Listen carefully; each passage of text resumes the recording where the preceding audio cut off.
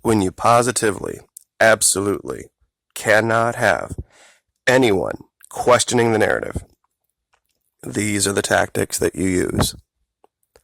For those of you who do not know, this is Jen Psaki. She was the spokesperson for the last administration. Over the last month or so, a lot of you have noticed that I've been using some very, somewhat R-ish rated thumbnails. It's to prove a point that when either governments or media are going to lie to you, they're going to make sure they have you pushed into an emotional state first. It doesn't matter what the emotional state is. You are very likely, highly unlikely, to question any narrative that comes out when it's delivered under, quote unquote, these circumstances. The story, and lest anyone thinks it stops here, this was President Bush's spokesperson, and this was President Clinton's. So you can take this back as far as there has been the ability to use the internet and imagery to manipulate people. Everyone is very familiar with pictures like this that they have shown you from Venezuela. So when they first manipulate you by the spokesperson, whoever it is, and then they show you pictures like this, they can guarantee whether you're a man or whether you're a woman, you are going to be in an emotional state. Men would be more likely to react emotionally because of the spokesperson, women because of the hungry, dirty, starving children. So when they tell you the lies, you're not going to question the reasoning. See, if they showed you this picture from an actual food riot in Venezuela from a few years back, this isn't going to elicit the emotional response. The first question people would say is like, wait a minute, you just said starving. I don't see starving people here, and then their whole cover would be blown. So they had to hide photos like this from you. And they had to hide stories like this from you. See, this is where the U.S. actually blocked Venezuela paying for food and food not arriving in Venezuela because the U.S. controlled the banking institutions that handled the payment for the food.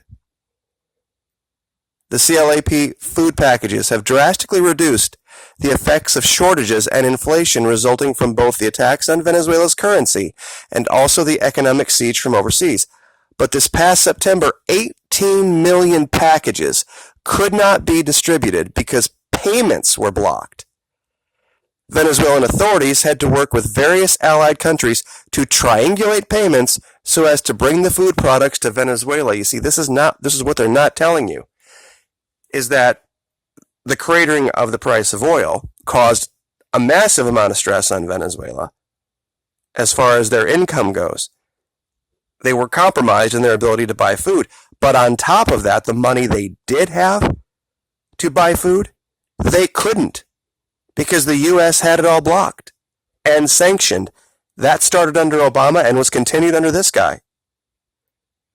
And it goes on to this day that they have to go through all sorts of different machinations and pay usually 200 or 300% more for the food and the medicine they can get.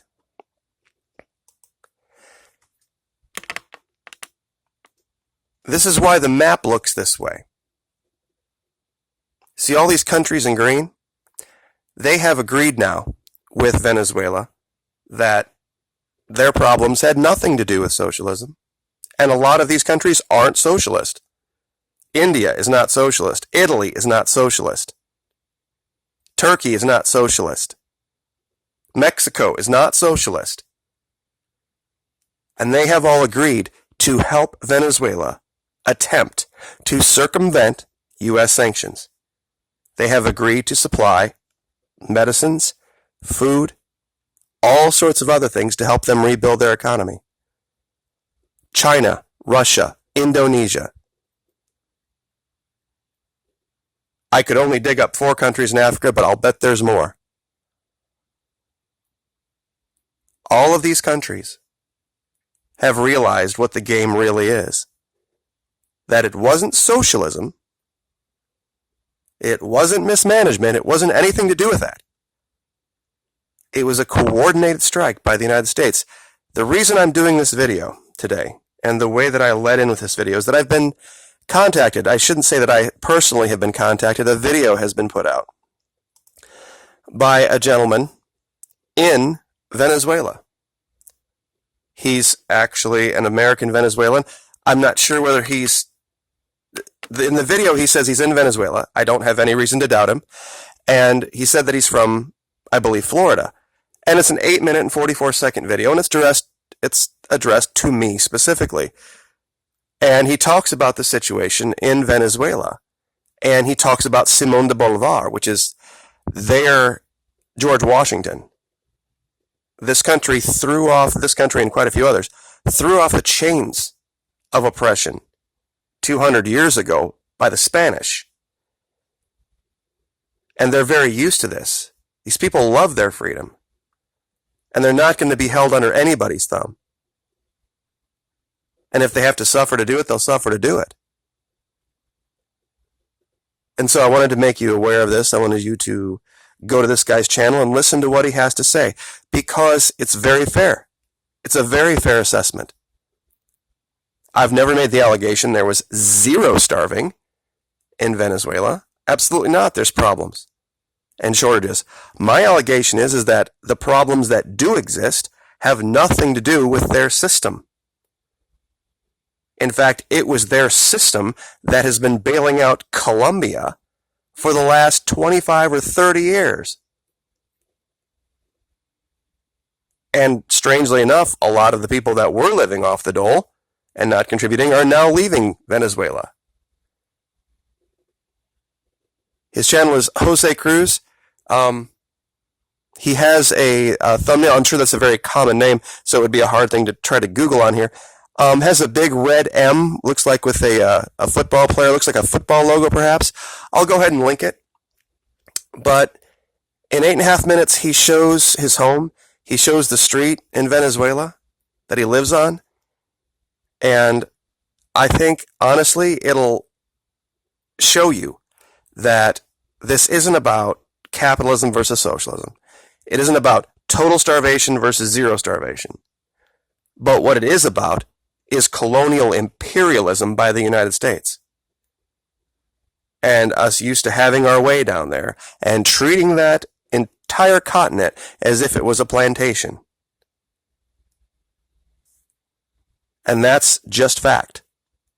That is what the U.S. and big oil and big businesses have been doing down there for a long time. And I don't think I have to twist anybody's arm to convince you of that.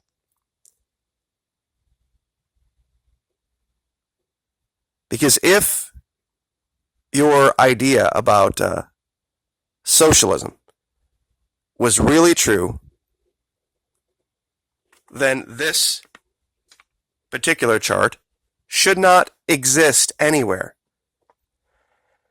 See, real quick, the green bars in back are revenue from oil, which is 95% of what Venezuela has done historically for income. They are a founding member of OPEC.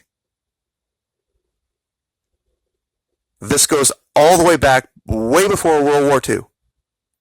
And nobody was ever saying back then, Venezuela needs to diversify its economy.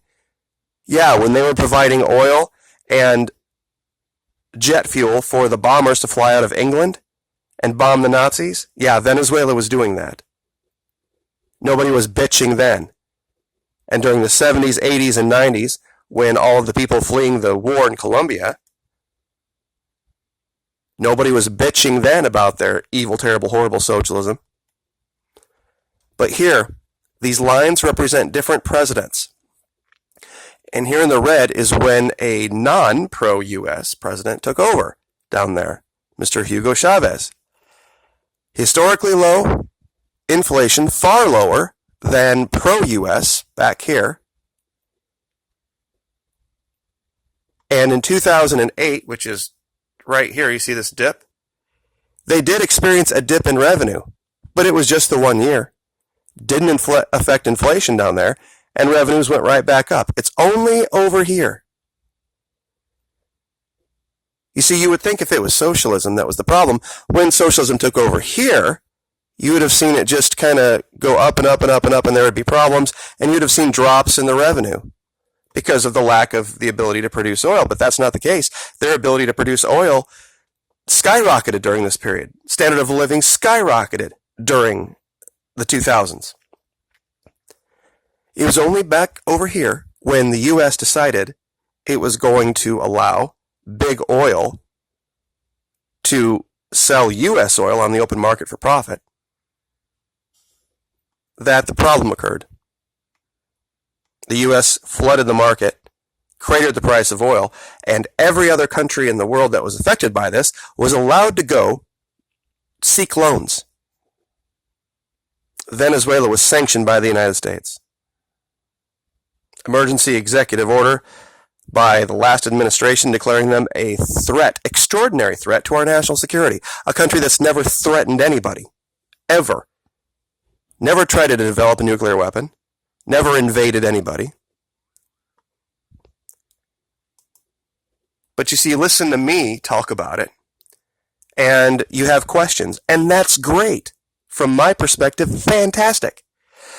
But the media and our government can't have you asking questions. That's why they have to go and they have to use imagery like this. This is why I've been doing it. They have to absolutely have you not asking questions. And there's one surefire way to do it. And they do it over again and over again and over again, and it works every time it's tried. And it doesn't matter whether it's on the left, it doesn't matter whether it's on the right. They use emotionalism. For men, it's stuff like this. For women, it's stuff like, where's the picture at? Like this. They know how to manipulate you, and they know how to keep you from asking questions.